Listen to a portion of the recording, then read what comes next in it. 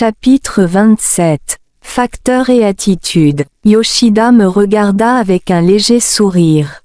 Eh bien, c'est pour ça que j'aime ce monde. Il n'y a pas de voleurs ici, et personne n'a une mentalité négative. Personne ne manque de rien. Personne ne veut quelque chose des autres qu'il ne soit pas prêt à donner ou à partager. Au contraire, tout le monde ici est heureux de partager ce qu'ils ont, car nous avons plus que suffisamment. Et si quelqu'un voulait faire du mal à ta fille, que ferais-tu alors?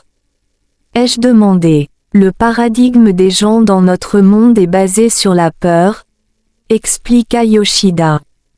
À cause de cette peur, des mesures préventives sont alors créées.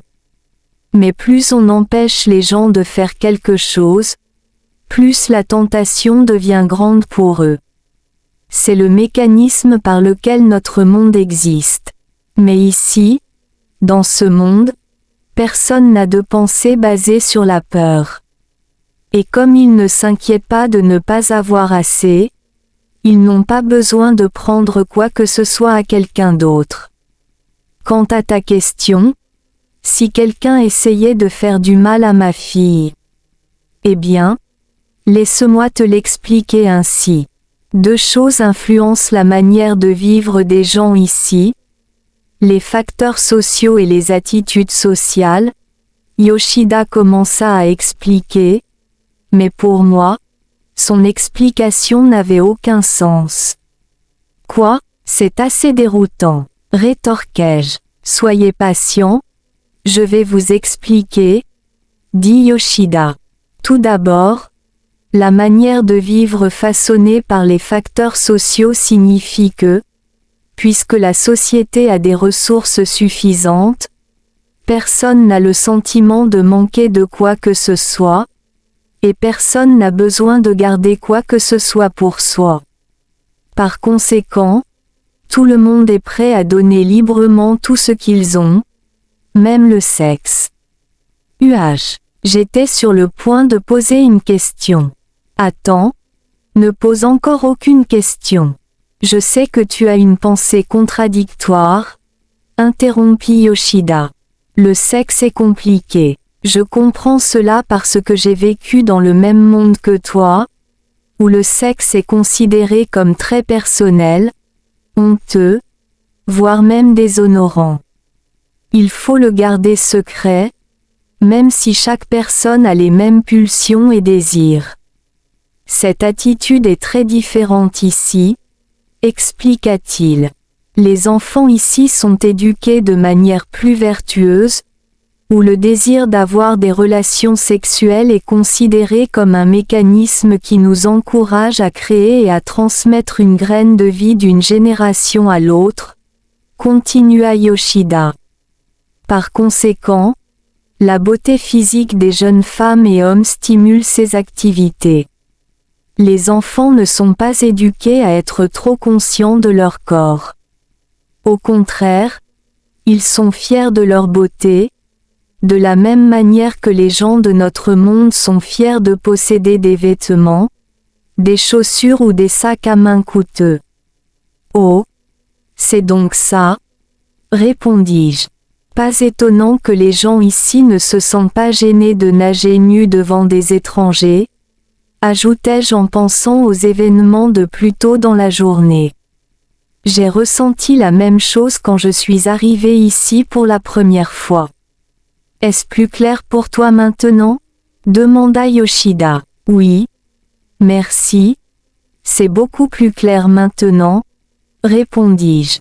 Mais pas seulement ça, poursuivit-il. Les gens ici ne sont pas embarrassés par leur corps. Ils ont aussi cette attitude que le sexe est un cadeau de Dieu.